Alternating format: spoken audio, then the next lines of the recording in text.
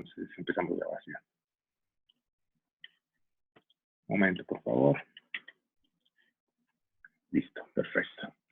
Ok, bueno, muchachos, entonces, continuando con la clase pasada, vamos a empezar a hablar del sinapsis, de todos los mecanismos que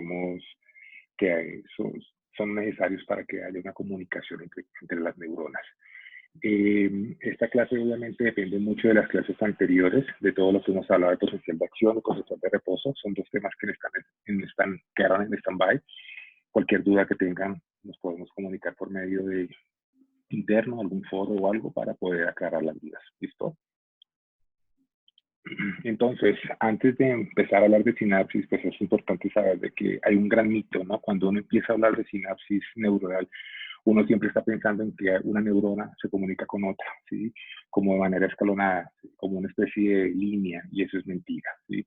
La comunicación neuronal por lo general es convergente. Existen muchas conexiones, muchas sinapsis que convergen en una sola neurona, ¿sí? Esa neurona puede recibir comunicación de una misma neurona, varias veces de una misma neurona, o de múltiples neuronas. Hasta 200.000 neuronas pueden hacer contacto con una sola neurona, ¿sí? Son muy pocos los circuitos neuronales monosinápticos. Por lo general, esos circuitos monosinápticos de una sola neurona a otra neurona se ven en los tractos, en los grandes tractos sensitivos y motores, en las vías sensitivas y motoras. Pero ya cuando hay integración a nivel cortical, a nivel talámica, a nivel medular, obviamente ya hay una gran cantidad de conexiones, ¿sí?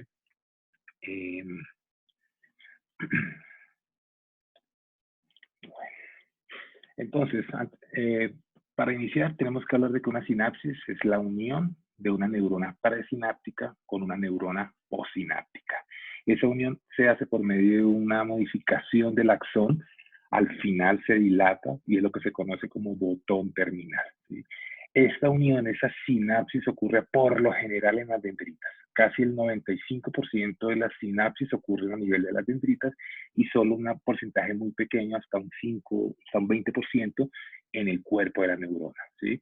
Como lo dije anteriormente, una sola neurona puede hacer sinapsis con una sola, en unas monosinápticas, o puede recibir inclusive conexiones hasta con 200.000 neuronas. Existen dos tipos de sinapsis. La sinapsis química, que son las más frecuentes y las que caracterizan la unión neuronal, son exclusivas de las neuronas del sistema nervioso, ¿sí? Pero también tenemos un tipo de sinapsis que son las sinapsis eléctricas, que aunque no son exclusivas, se ven, por ejemplo, en las conexiones eléctricas de las células de Purkinje en el corazón, también se encuentran en el sistema nervioso central.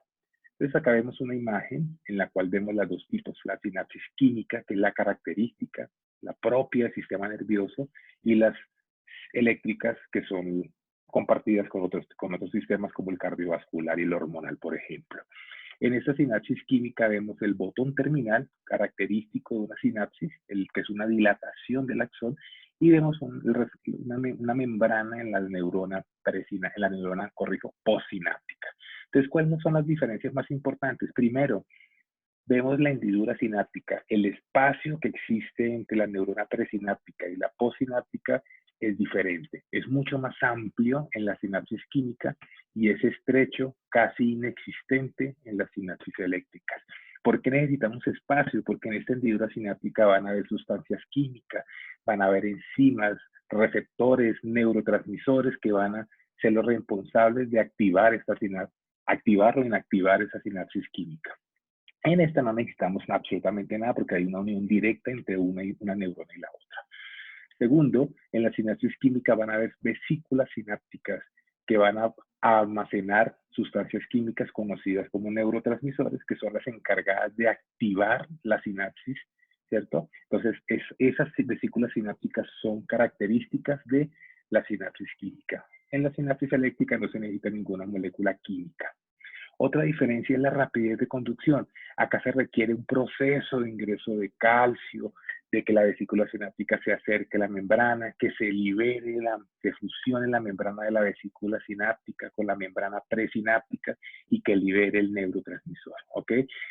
Ya liberado el neurotransmisor, debe activar un receptor, ¿cierto? y ese receptor va a desencadenar la respuesta. O sea, es un proceso un poco más demorado, a diferencia de una sinapsis eléctrica en la cual sencillamente hay unos canales gigantescos que van a permitir el ingreso de iones y inmediatamente va a permitir la despolarización de la neurona siguiente.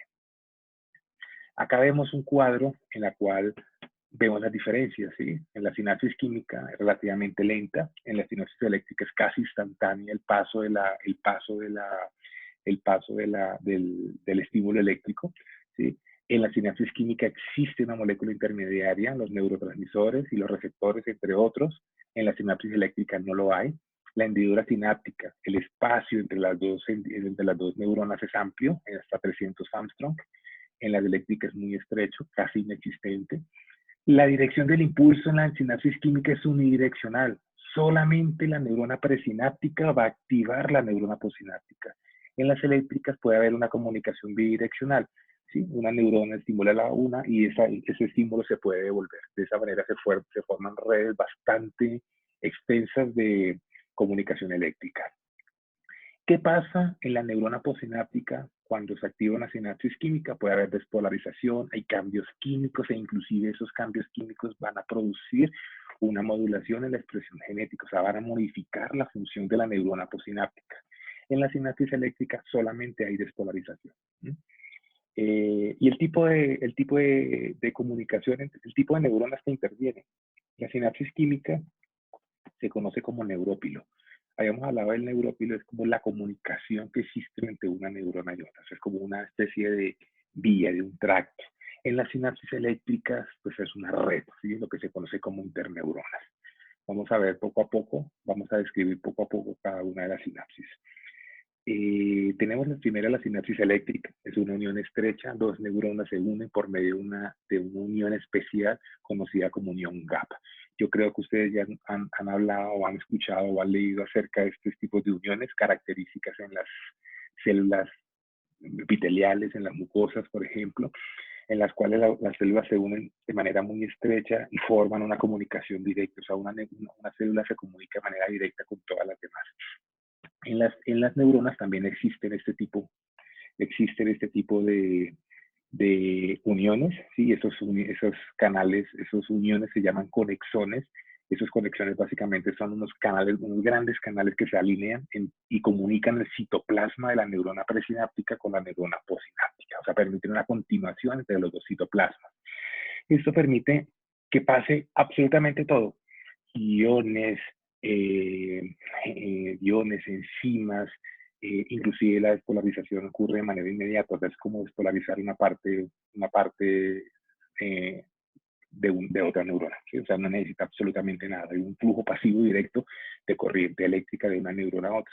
También permite el paso de iones, permite el paso de ATP y de segundos mensajeros. De esta manera, pues obviamente si se activa una neurona, va a activar todas las demás sin necesidad de haber algún tipo de intermediario.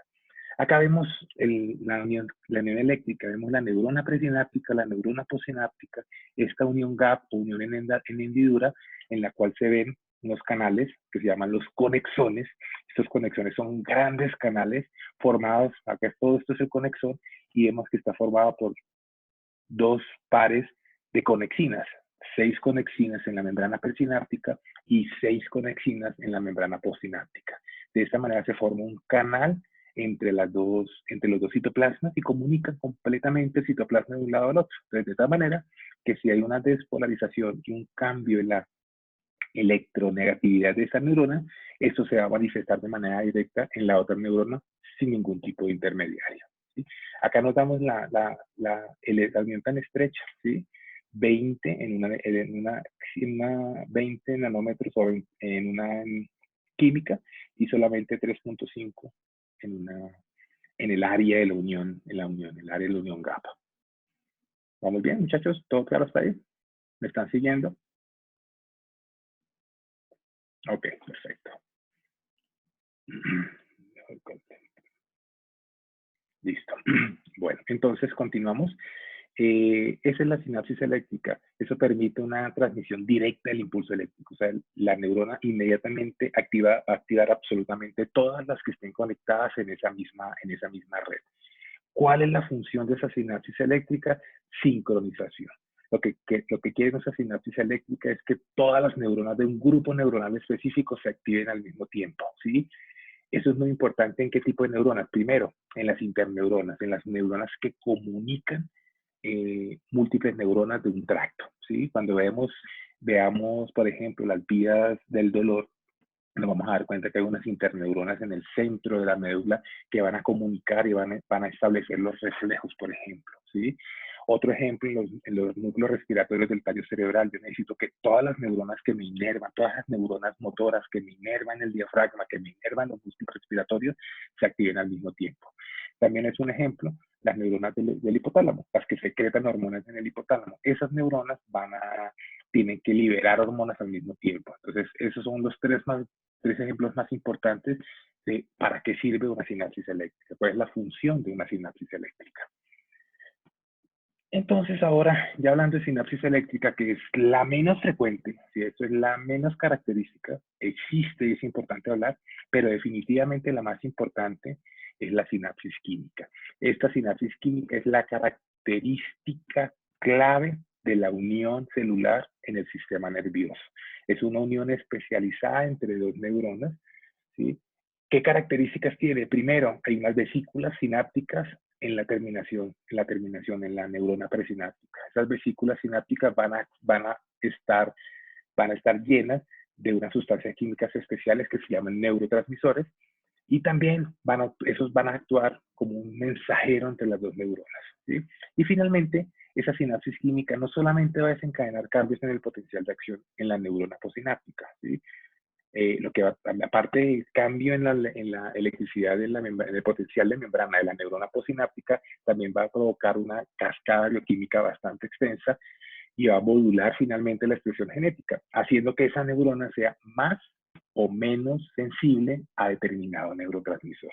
Ese va a ser el objetivo de esta clase, entender la función de esa sinapsis química y la manera como modula y modifica la función y la receptividad de esa neurona a determinado neurotransmisor. Acá vemos todos los pasos, un poco complejos, los vamos a ver uno a uno, pero en esta gráfica quiero ver qué es lo que pasa. Vemos el axón, ¿sí? Vemos el botón presináptico con las vesículas sinápticas llenas de las moléculas del neurotransmisor, ¿sí? Vemos una hendidura sináptica mucho más amplia, vemos una membrana postsináptica con unos receptores específicos al neurotransmisor producido, al neurotransmisor secretado, ¿sí? Y vemos los pasos. Primero, ¿qué se requiere? Ok. Primero, ¿qué se requiere? Que el neurotransmisor sea sintetizado y almacenado en esas vesículas, ¿sí? Dependiendo del tipo de neurotransmisor, se observa, dependiendo del tipo del neurotransmisor, pues se produce ya sea directamente en el botón sináptico o puede ser producido desde el citoplasma y transportado por el axón por medio de un transportacional rápido, ¿sí?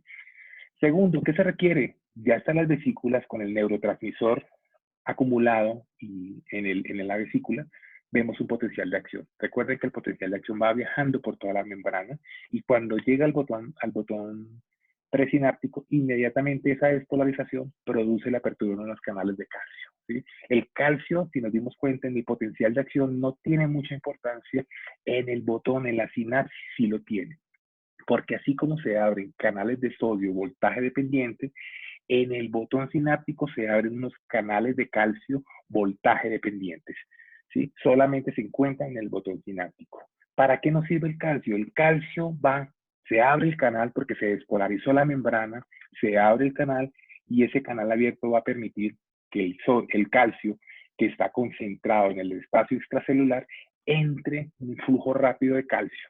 El calcio en el interior de la neurona va a ser el principal mecanismo, el principal desencadenante de que esa molécula que está en la sinapsis inactiva se fusione con la membrana celular presináptica y se produzca la liberación del neurotransmisor. Entonces vemos que el neurotransmisor se libera debido al influjo de calcio, ¿sí? Entonces, al ser el neurotransmisor, al fusionarse esa membrana, se libera el neurotransmisor a la hendidura sináptica y ese neurotransmisor va a llegar y va a activar, se une a unos receptores especiales en la membrana postsináptica, ¿sí? esta membrana postsináptica va a reaccionar de diferentes maneras. Este neurotransmisor puede modificar la membrana postsináptica de varias maneras. Primero, puede abrir o cerrar canales postsinápticos, permitiendo la entrada o la salida de algún ion, o, por el contrario, disminuyendo el ingreso o la salida de determinado ion. También puede llegar, y esos receptores van a desencadenar una cascada bioquímica por medio de segundos mensajeros, lo vamos a ver posteriormente, y finalmente va a provocar cambios a largo plazo de la neurona postsináptica. ¿Listo? Eso es más o menos un resumen de lo que vamos a hablar en toda la clase. ¿Listo? Entonces necesitamos una vesícula llena de neurotransmisores, un potencial de acción que llega al botón postsináptico. Ese potencial de acción va a provocar la apertura de unos canales de calcio voltaje dependientes. Eso va a permitir, el calcio que está dentro va a permitir que la vesícula se fusione con la membrana presináptica y se libere el neurotransmisor, y ese neurotransmisor se va a pegar a unos receptores específicos para ese neurotransmisor y va a provocar muchas cosas que vamos a hablar posteriormente. Apertura de canales, cierre de canales, activación de enzimas, ¿sí? Y eso va a provocar cascadas bioquímicas que van a modificar la función de la neurona postsináptica. Bueno, entonces habíamos hablado de que la presencia de neurotransmisores es quizá lo que caracteriza, una de las características claves de la sinapsis química. Esos neurotransmisores de molécula pequeña, esos neurotransmisores son sintetizados, ¿sí? Y antes de hablar de la síntesis de los neurotransmisores, tenemos que hablar de que existen dos tipos de neurotransmisores. Los neurotransmisores de molécula pequeña, que son los neurotransmisores clásicos que hemos hablado, que hemos leído en otros temas, ¿sí? Por ejemplo, en contracción muscular nos damos cuenta que el neurotransmisor es la acetilcolina. Es un neurotransmisor clásico de molécula pequeña. Pequeñas proteínas, pequeños fragmentos de aminoácido que sirven como neurotransmisores, ¿ok? Esos neurotransmisores de molécula pequeña se sintetizan en el citoplasma de la terminal presináptica, ¿sí? O sea, en el botón, acá vemos, ¿sí? Acá mismo está el botón presináptico y es acá donde se producen, donde se sintetizan y donde se empaqueta el neurotransmisor, ¿sí? Aquí en el botón presináptico, ¿ok? Sin embargo, todo lo que se necesita, todas las enzimas y todas las sustancias químicas que se requieren para, o sea, las sustancias precursoras para la elaboración, para la síntesis de esos neurotransmisores, son transportadas de manera lenta por medio de transporte axonal lento por el axón, ¿sí? De tal manera, por ejemplo, la acetilcolina requiere acetilcoenzima A y una sustancia proteica que se llama colina. De tal manera que todo esto se produce acá, se manda por el axón por medio de transporte axonal lento y va a llegar al botón presináptico, que es donde se va a sintetizar, ¿ok? Entonces, la característica de los neurotransmisores de molécula pequeña es que se sintetizan directamente en el botón presináptico, en el citoplasma de la terminal presináptica, ¿sí? Como lo dije anteriormente, las enzimas que se necesitan se producen en el cuerpo neuronal y se movilizan por el axón mediante transporte lento, ¿sí? Los metabolitos que se necesitan también se reciclan y se absorben en la hendidura sináptica. Lo vamos a ver posteriormente, que ahí mismo en el botón presináptico se absorben todas las moléculas que quedaron después de la degradación y de la inactivación del neurotransmisor. Ya sintetizados, son empaquetados en vesículas pequeñas de centro claro, así se llaman, ¿sí? La forma donde se almacenan los neurotransmisores se llama vesículas pequeñas de centro claro. Se encuentran en la periferia, muy cercanas a la membrana celular, ¿sí? Como lo vamos a ver acá. Entonces acá vemos el mecanismo, vemos que las sustancias precursoras y las enzimas viajan por el axón, y es en el botón presináptico donde se sintetizan, donde se empaquetan, se liberan, y los precursores que quedan después de la inactivación del neurotransmisor son reabsorbidos para reciclarlos. De esa manera reciclamos todo lo que se necesita en un neurotransmisor. De tal manera que siempre vamos a tener neurotransmisor en el botón sináptico. Y acá vemos la sinapsis, acá vemos la neurona presináptica, vemos la neurona postsináptica, vemos la sinapsis, que es la unión, y vemos toda esa cantidad de neurotransmisores, esas vesículas pequeñas, ¿sí? claritas, vesículas claritas que están adheridas y pegadas a la hendidura sináptica, ¿sí? Estas pequeñas claritas de centro claro son las de neurotransmisores de molécula pequeña. Acá vemos después los neurotransmisores de molécula grande. Estos neurotransmisores son neurotransmisores especiales. Esos neurotransmisores lo que van a ayudar es a modular la función o modular la sinapsis, haciéndola más activa o menos activa, o haciendo que los neurotransmisores de molécula pequeña, que son los que directamente están en relación con la sinapsis, sean más o menos activos, ¿sí? O sea, son neurotransmisores que van a modular la secreción, la producción y la recepción en la neurona postsináptica de los otros neurotransmisores. Ellos sí se sintetizan en el núcleo de la neurona. Ellos se empaquetan en el cuerpo neuronal y viajan ya formado, ya sintetizado hacia la terminal, hacia el botón presináptico mediante transporte rápido, ¿sí? Ya ahí, ya estando en el botón presináptico, se almacenan en vesículas más grandes, oscuras, ¿sí? Se encuentran, ya no están tan cerca de la membrana celular, ¿sí? Sino están un poquito más en el centro. Acá vemos, mira cómo se sintetizan en el núcleo, van al retículo endoplasmático, a los lisosomas, aparato de Golgi, y se va a producir el transporte rápido hacia el botón presináptico, a diferencia de los de vesícula pequeña que se producen en el botón postsináptico. El neurotransmisor llega ahí y está localizado en el centro. Mira, los de vesícula pequeña tienden a estar relativamente pegados a la vesícula presináptica, pero los grandes, las vesículas grandes que tienen esos neurotransmisores de molécula grande, se encuentran más en el centro del botón terminal, bastante alejados de la unión sináptica. Como lo dije anteriormente, esos neurotransmisores, la liberación, no, Santiago. El GABA no es un neurotransmisor de molécula grande, el GABA es un neurotransmisor de molécula pequeña, ¿sí? Un ejemplo, un neurotransmisor de molécula grande sería, por ejemplo, los opioides, sería, por ejemplo, los endocannabinoides, ¿sí? Sustancias que van a hacer que esa sinapsis se inactive o se active, ¿listo? Pero el GABA es un neurotransmisor de molécula pequeña, ¿listo? Y de por sí es uno de los de molécula más pequeña que existe. Esa dudita la aclaremos poquito a poquito en la próxima clase muy posiblemente, ¿listo? Entonces, volviendo nuevamente al tema, la liberación de neurotransmisores es para que eso pase se requiere calcio, ¿sí? Entonces, ese potencial de acción que viaja por todo el axón va a llegar al botón presináptico y va a activar unos canales de calcio voltaje dependientes, que al igual que los canales de sodio se van a abrir cuando llega a un umbral de menos 40 milivoltios y va a permitir el ingreso de calcio. ¿Eso qué hace? Primero, que el botón presináptico sea mucho más positivo cuando se desencadena el potencial de acción, porque aparte de sodio va a entrar calcio. Entonces va a ser un potencial mucho más positivo, mucho más fuerte, que va a provocar la liberación, va a provocar que esas vesículas sinápticas que están en el botón se acerquen y se fusionen con la membrana, y eso provoca la liberación del neurotransmisor a la hendidura sináptica. Entonces, esa liberación depende de los potenciales de acción de la neurona presináptica. ¿Listo?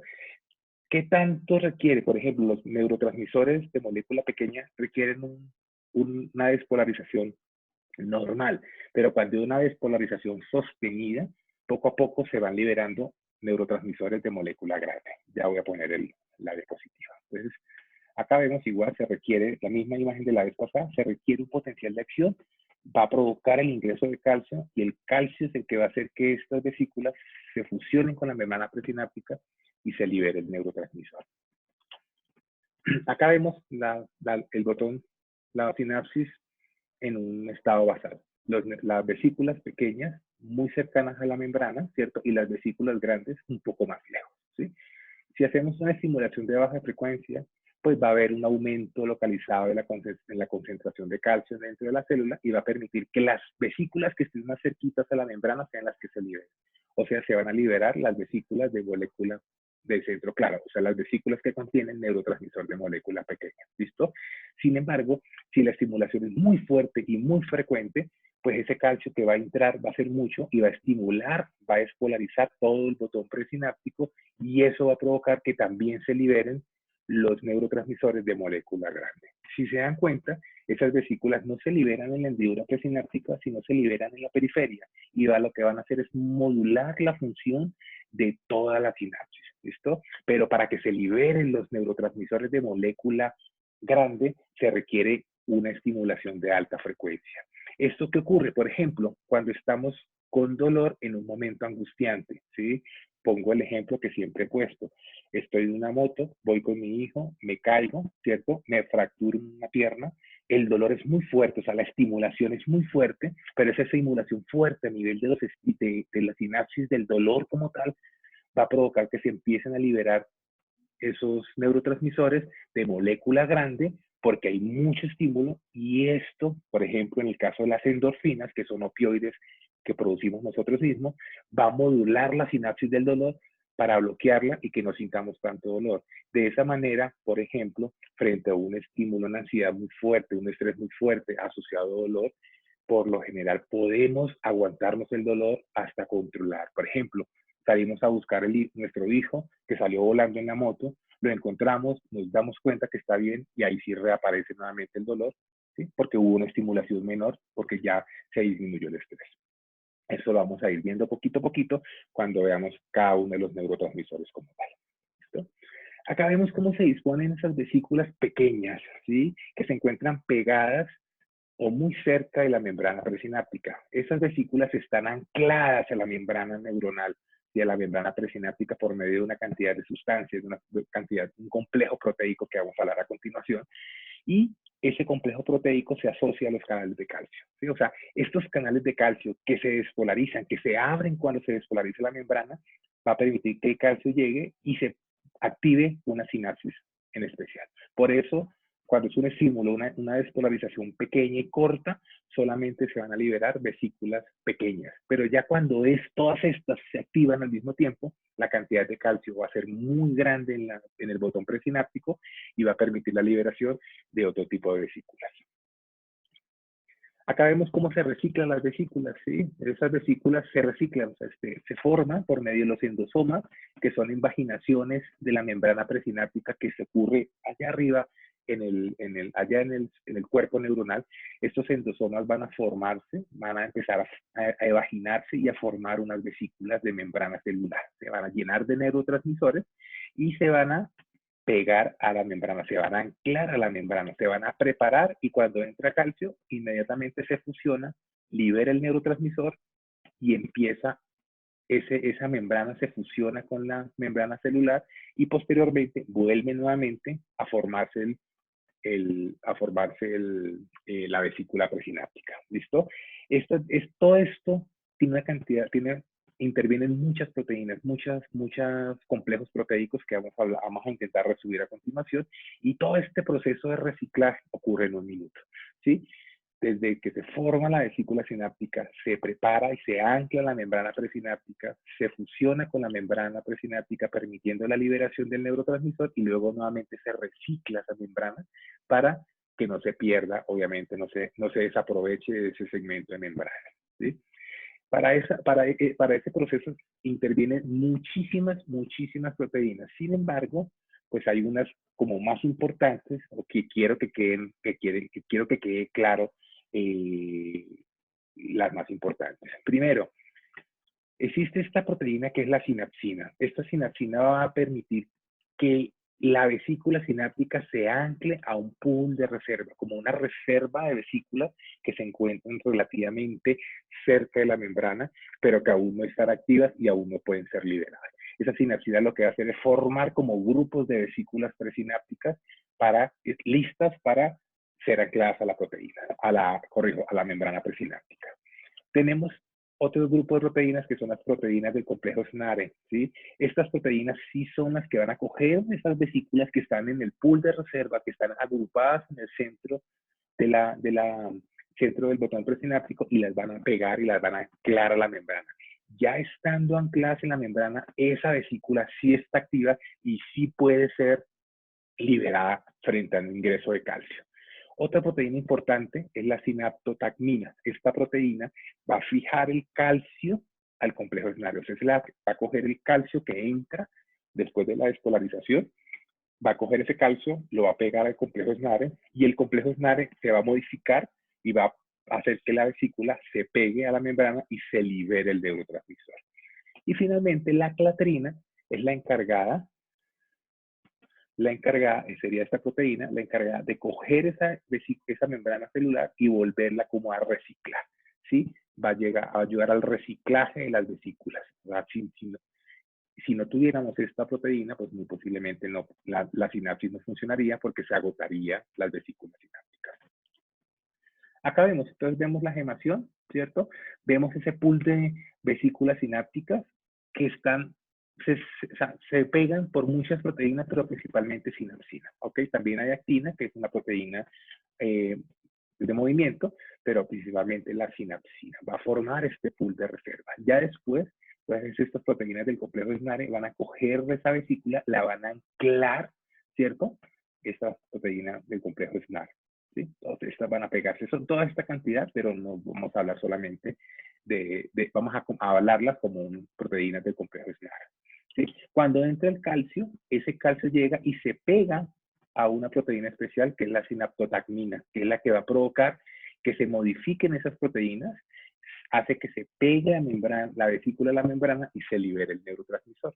Y finalmente, pues la clatrina es la que va a ayudar a como encapsular esa vesícula sináptica, la va a encapsular y la va a reciclar. Entonces tenemos las sinapsinas, tenemos las proteínas del complejo SNARE, tenemos la sinaptotacmina, que es la que recibe el calcio y va a provocar la fusión de los neurotransmisores, y la clatrina, dentro de otras, acá vemos una cantidad, van a provocar el reciclaje, la invaginación de esa membrana y la formación de una vesícula reciclada. ¿Vamos bien hasta allí, chicos?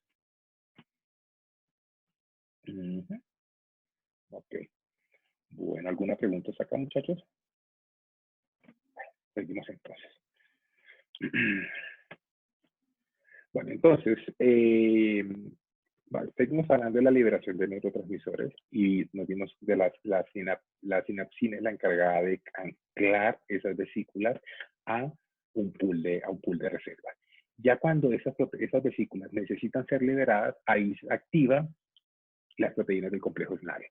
Estas proteínas lo que van a hacer es anclar la membrana de la vesícula con la membrana presináptica, ¿sí? Existen dos proteínas, una en la membrana presináptica, que es la sintaxina, y otra en la membrana de la vesícula, que es la sinaptobrevina. La unión de las dos va a provocar el anclaje de la vesícula a la membrana celular. Acá. Entonces acá vemos la vesícula sináptica, vemos la membrana presináptica, vemos una proteína que es la sintaxina, que se pega a la membrana presináptica, y tenemos otra que es la sinaptobrevina, que es la que se va a pegar a la membrana de la vesícula sináptica. De esta manera, la unión de estas dos proteínas es la que va a provocar el anclaje de la vesícula a la membrana celular. También hay otras proteínas como el SNAP25 que ayuda como a la estabilización de ese complejo. Todo ese complejo, todo esto se llama complejo SNARE, ¿sí? La proteína de anclaje de la vesícula, la proteína de anclaje de la membrana presináptica y una proteína moduladora que se llama SNAP25. Esto es el complejo SNARE y esto es lo que ancla una vesícula con la membrana celular. Acá vemos la sinaptotacmina, que es una proteína que va a fijar calcio. Es altamente afín al calcio, está muy en relación a este complejo SNARE, inclusive forma parte, pero ella no ancla. Ella lo que hace es recibir el calcio para modificar esta unión, ¿sí? Entonces, esta sinaptotacmina me va a fijar calcio al complejo SNARE y es lo que va a activar la fusión. ¿Y de qué manera lo hace? Lo hace modificando la estructura química de las proteínas del complejo SNARE, haciéndolas que se unan mucho más, y al unirse mucho más, fusionan las membranas. Entonces acá vemos las dos, la sintaxina, la sinaptobrevina y el SNAP25, se ancla acá, y esto forma el complejo SNARE, que es la encargada de unir y anclarla, pero mira que no están fusionadas. Entra calcio, esta es la sinaptotacmina, que es la fijadora del calcio, y al fijar el calcio, inmediatamente mire cómo se une el complejo SNARE, y eso hace que la vesícula se acerque más a la membrana y se libere el neurotransmisor. O sea, se necesita que esta sinaptotamina capte calcio y ese calcio me va a modificar, esa proteína me va a modificar y me va a estrechar esa unión en ese complejo y me va a provocar la fusión. Entonces, hay varias enfermedades que pueden pueden alterar la función de la sinapsis, ¿cierto? Por ejemplo, tenemos esta, que es el síndrome de Eaton-Lambert, que es una destrucción autoinmune de los canales de calcio, ¿sí? ¿Qué pasaría si destruimos los canales de calcio? Pues no hay despolarización, no se pueden activar, no va a ingresar calcio, no va a haber despolarización del botón presináptico y no va a haber fusión de la membrana de la vesícula con la membrana presináptica, ¿cierto? Otra enfermedad como la miastenia gravis, hay un deterioro en el reciclado vesicular. O sea, no se recicla de manera rápida, sino que es mucho más demorado ese reciclado y hace que las vesículas se liberen mucho más lentas y haya una disminución, principalmente ¿cómo se llama? Por favor, alguien está escribiendo algo, por favor, gracias. Va a hacer que sea mucho más lenta la transmisión sináptica y eso se ve principalmente en la unión neuromuscular. O sea, finalmente es la función muscular la que se va a alterar. Tenemos el botulismo, que es una enfermedad producida por una bacteria. Es una bacteria, el Clostridium botulinum, que es una bacteria que está en las comidas pasadas. Por ejemplo, está lo que se llama algo parecido al tétanos, ¿sí? Y esa bacteria produce una toxina que es la toxina botulínica. Esa toxina botulínica me va a bloquear el complejo SNARE. Si yo bloqueo el complejo SNARE, pues por más calcio que haya, por más despolarización que haya, pues no va a haber la posibilidad de que se fusione, de que se active ese complejo SNARE y fusione la vesícula con la membrana presináptica. De esta manera, obviamente, se paraliza o se bloquea la unión sináptica. Y otras toxinas como la de la viuda negra, la de la araña, la protoxina, lo que va a provocar es una liberación excesiva, una activación excesiva de la sinaptotamina producida, que eso va a provocar la liberación excesiva de neurotransmisores. Entonces, por ejemplo, de enfermedades que afectan la membrana presináptica. ¿Listo? Listo, entonces entró calcio, se unieron las vesículas con la membrana, se liberó el neurotransmisor y el neurotransmisor va a ir en la hendidura sináptica. Ya estando en la hendidura sináptica, esos neurotransmisores se van a unir a la neurona posináptica, a la membrana posináptica. Y esa unión lo hace por medio de unas proteínas integrales que se llaman receptores, ¿ok? Esos receptores, ¿qué pueden pasar? Si yo llego y uno un neurotransmisor, ese receptor puede provocar una cosa, tres cosas. Primero, o despolariza la neurona, provocando un potencial posináptico excitatorio, vamos a hablar después de él. La hiperpolariza, por ejemplo, si yo llego el neurotransmisor, como la acetilcolina, por ejemplo, y llega, el receptor es un canal de sodio. ¿Sí? Entonces, si yo llego y esa acetilcolina se une a un receptor y ese receptor es un canal, se va a abrir y va a dejar ingresar sodio y va a despolarizar la membrana posináptica. Es un ejemplo de despolarización. ¿Qué puede hacer? Como el GABA, que es un neurotransmisor también de molécula pequeña, va a llegar a su receptor, pero ese receptor es un canal que va a abrir básicamente iones de cloro. Entonces, lo que va a producir es sencillamente ingreso de cloro, que es negativo, negativizándome aún más la neurona posináptica y bloqueándola, o sea, colocándola más negativa y disminuyendo su excitación. O provocar cascadas químicas que van a provocar modificaciones en la función de la célula a largo plazo. ¿Listo? Entonces, estos receptores posinápticos son de dos tipos. Ionotrópicos, que son canales que se activan por ligando, o sea, llega el neurotransmisor y me abre un canal o me lo cierra, ¿cierto? O metabotrópicos, que son receptores que se acoplan a otras proteínas que cuando llega el neurotransmisor se pegan a ese receptor y activan una cascada química. Vamos a verlo posteriormente. Entonces, acá vemos el ejemplo de un receptor ionotrópico. Un receptor ionotrópico es un receptor sencillo, básicamente es un canal con una puerta que cuando llega el neurotransmisor va a permitir la apertura de ese canal, se va a abrir un canal y va a permitir el ingreso o la salida de un ion, ¿cierto? Entonces, eso es un receptor ionotrópico. Sencillamente se abre o se cierra cuando se une un neurotransmisor, ¿listo? Y tenemos el receptor acoplados a proteína G. Esos receptores acoplados a proteína G reciben el neurotransmisor. No hay ningún canal, hay una proteína G que está ahí como pegada en la superficie interna, en la superficie intracelular de esta proteína, y al unir el neurotransmisor se activa, y esa proteína G activada va a ir a activar una proteína adicional, va a ir a abrir o cerrar canales, ¿cierto? Ya sea en la membrana celular o la membrana mitocondrial, por ejemplo, pero haciendo cosas de manera indirecta, ¿listo? Este receptor puede provocar apertura de canales igualmente, y esa apertura es inmediata, pero también puede, al unirse a otros tipos de proteínas, hacer una cascada química que puede terminar incluso en el aumento o en la disminución, en la síntesis de proteínas necesarias para formar nuevos receptores. Esto hace, por ejemplo, que podamos disminuir la producción de proteínas necesarias para estos receptores, ¿sí? Y haciendo que esta neurona sea menos sensible a este neurotransmisor. ¿Listo? Entonces, de esa manera, esos receptores van a provocar cambios importantes en la neurona posináptica. Ok.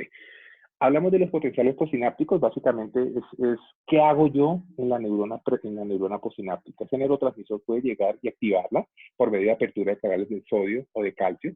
Me van a despolarizar la membrana y me van a predisponer la neurona posináptica para que dispare un potencial de acción. O sea, la van a volver un poco más positiva, haciendo que la neurona en cualquier momento pueda, o sea más fácil despolarizarla, ¿sí?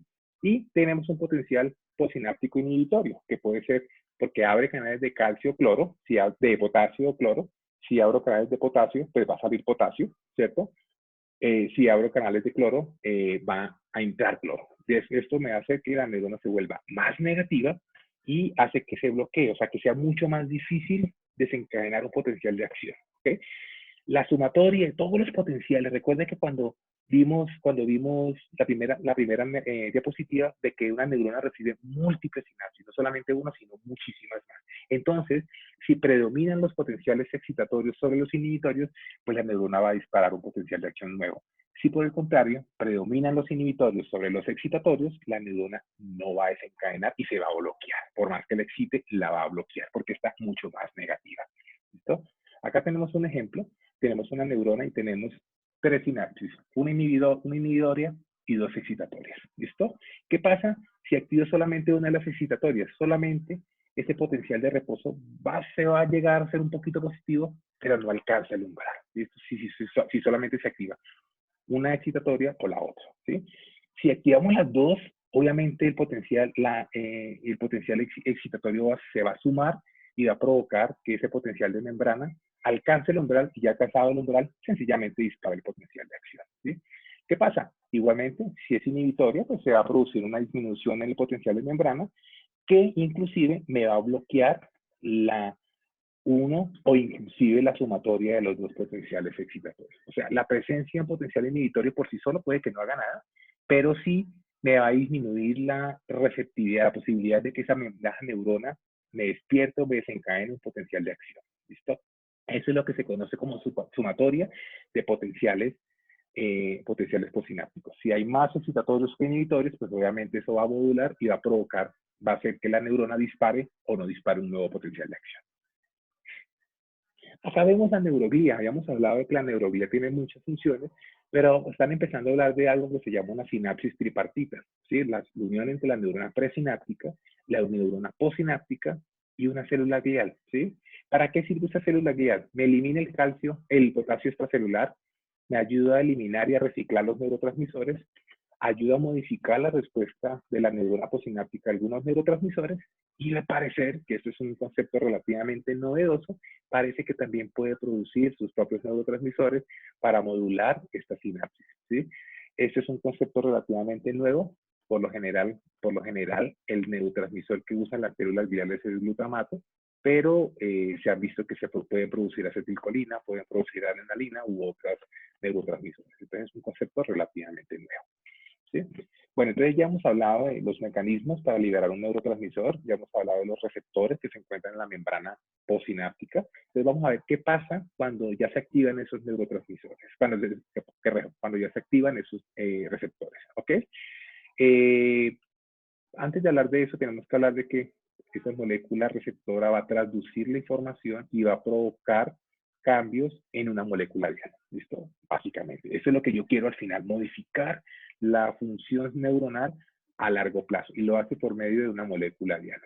Hay 4 tipos de señalización celular. La autocrina sobre sí misma, eso es muy útil en algunos receptores dopaminérgicos que vamos a hablar en la próxima clase. La paraquímica, que es la típica sinapsis química. Una célula va a activar o va a modificar la función de una célula contigua. Lo hace por medio de una sustancia química, por eso se llama una señalización paracrina.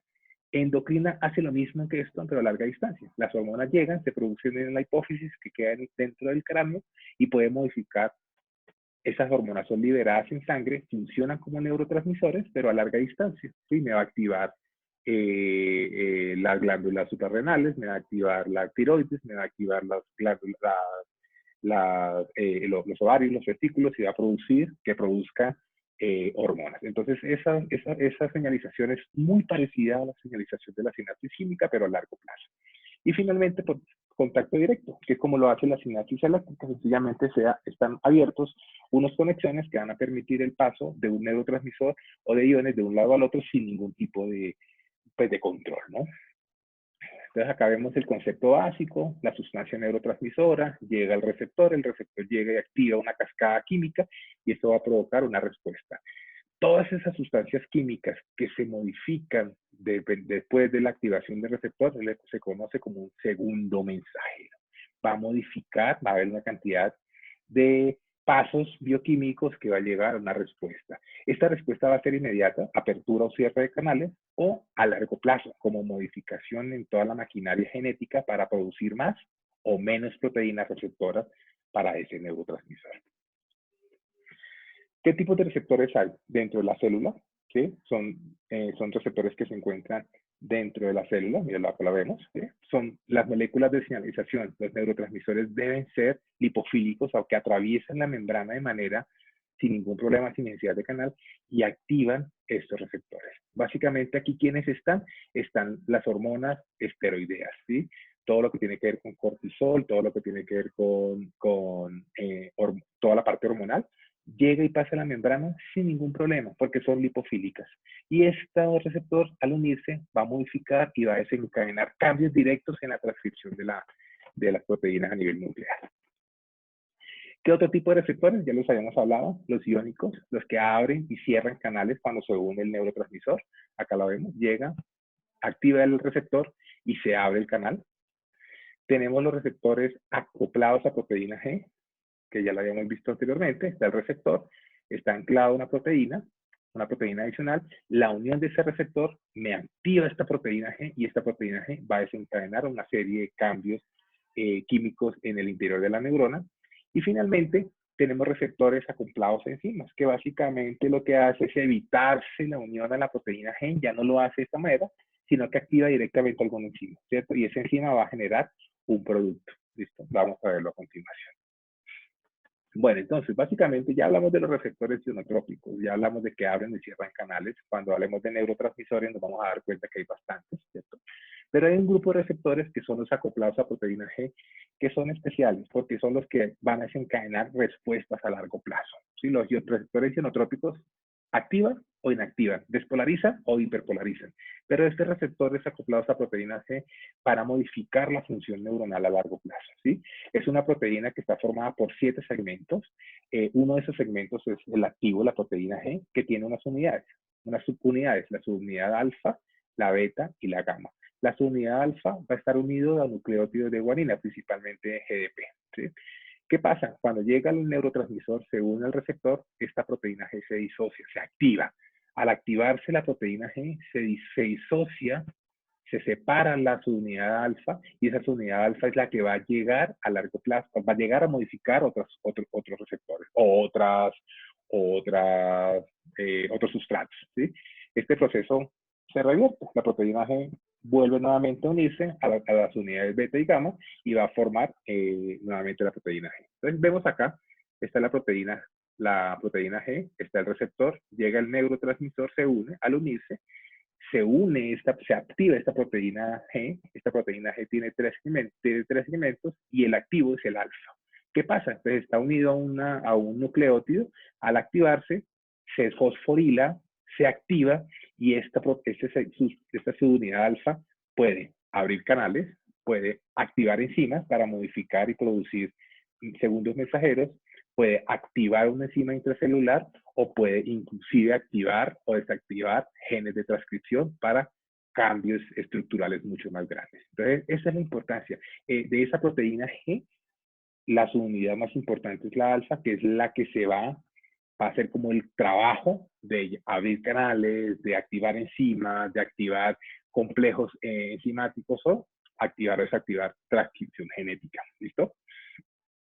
Esos receptores también pueden evitarse todo ese paso, ¿sí? O sea, si yo voy a llegar, si yo tengo esta proteína G, tiene que activar, si tiene que hacer una cantidad y llevar a activar algunos enzimas, pues yo puedo hacerlo de manera directa. El neurotransmisor puede llegar directamente a esta enzima de la membrana y puede activar de una vez esta cascada saltándonos todo eso.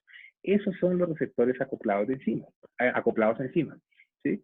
Directamente el neurotransmisor me va a activar enzimas como anilciclasas, provocándome AMP cíclico, o anilciclasas, provocándome GMP cíclico, algunas quinasas como provocando tirosina fosforilada y fosfolipasas provocando estas dos sustancias, diacilglicerol y trifosfato de inositol.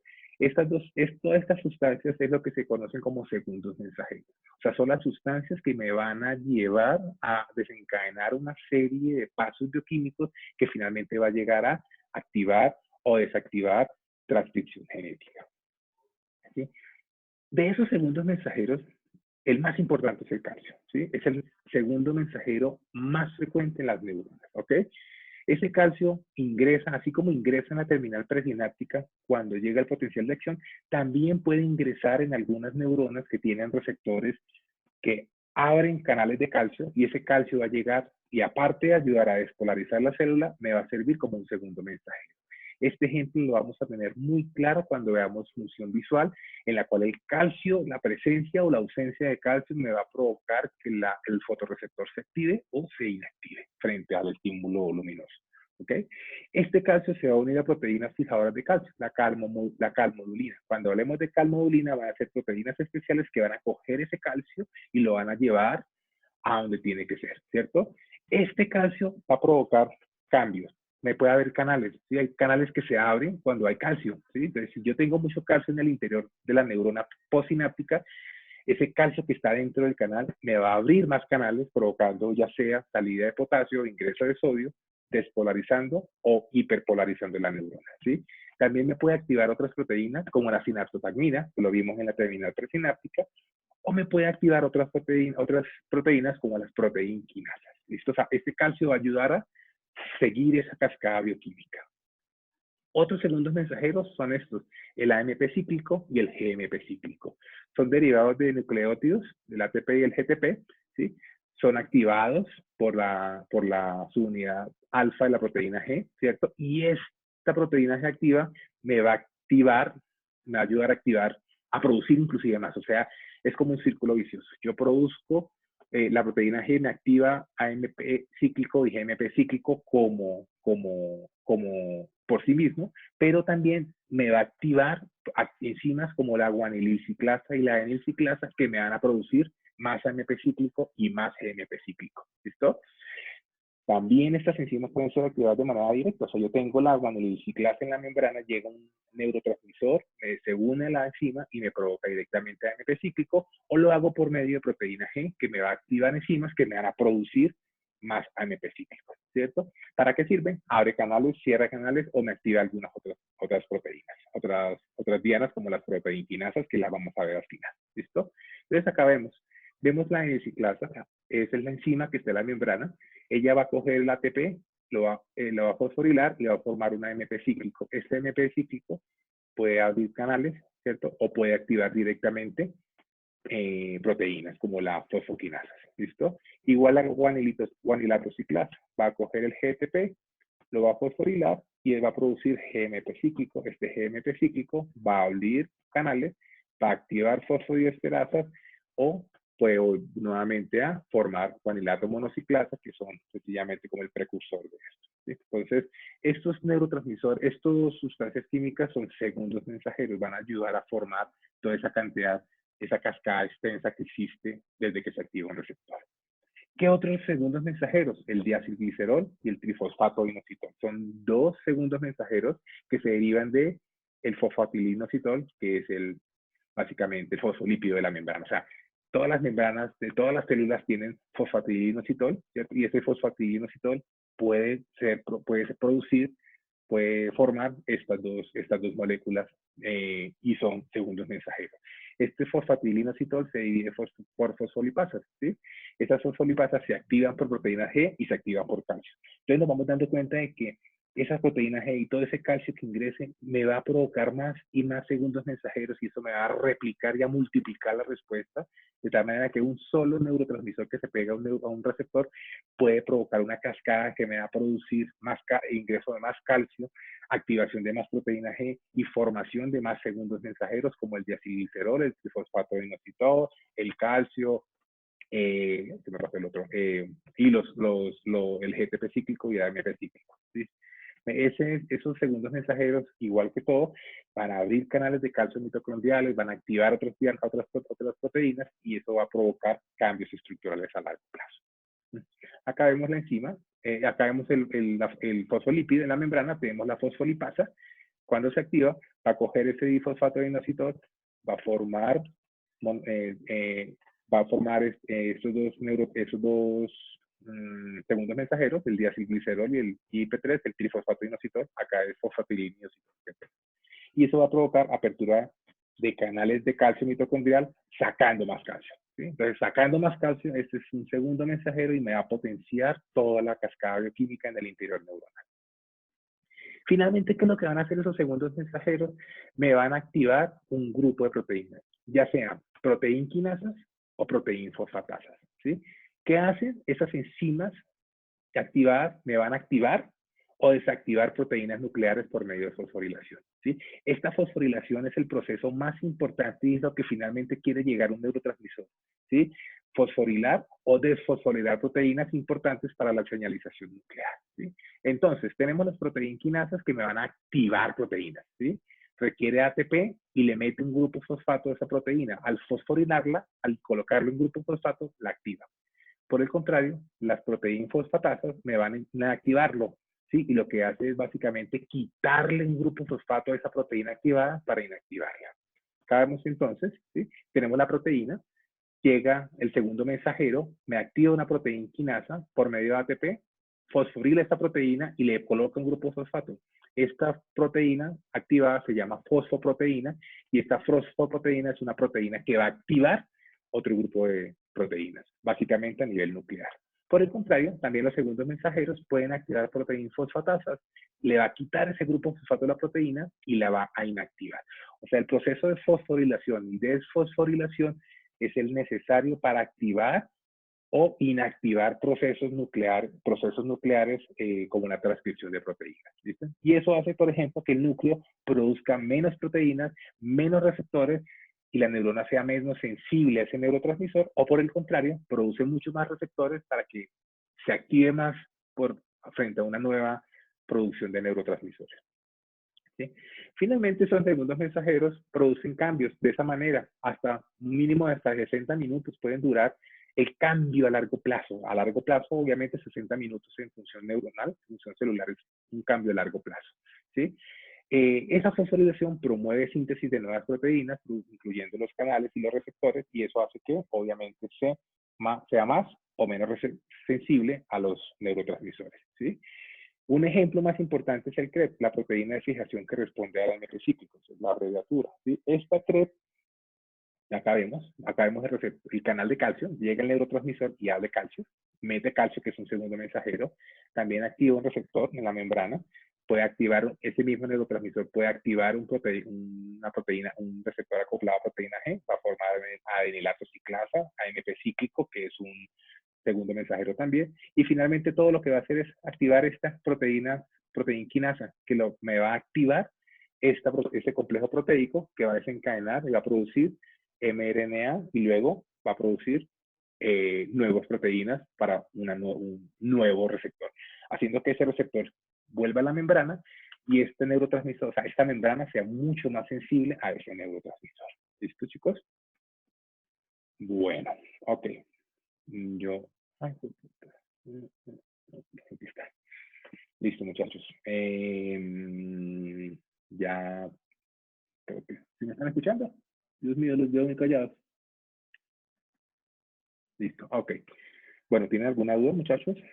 Quizá la última parte es un poco compleja, pero pues quedan los canales abiertos para que pues, alguna duda que tengan, no sé, si tienen alguna duda que contestemos ahora no sé cómo haríamos. ¿Listo, muchachos? Entonces, a las 4:15, bueno, quiero aclarar un par de cositas. No hay, pues hasta ahora la universidad no se ha manifestado como una plataforma estable para la realización de exámenes y por el momento no va a haber ningún tipo de evaluación. ¿Listo? Entonces vamos a quedarnos en stand-by. Cualquier duda que tengan de la exposición me busquen, ya sea por medio de la monitora o ya sea por medio de los canales que están abiertos en la plataforma Q10. Alguna duda específica que tengan. Si no hay ninguna duda, pues nos veríamos la próxima clase para el martes a las 3 de la tarde para continuar con la agenda. No estamos tan atrasados, por fortuna adelantamos un par de temas antes de que pasara todo este problema y eso hace que sea más fácil, más sobreveyadero y no estemos tan atrasados como en otras materias. Muchachos, pues no me queda más sino agradecerles. De verdad os pido y deseo que estén todos bien, sanos y seguros en sus casitas, que sus familias estén bien y cuídense mucho, ¿ok? Muchachos, un abrazo, se cuidan.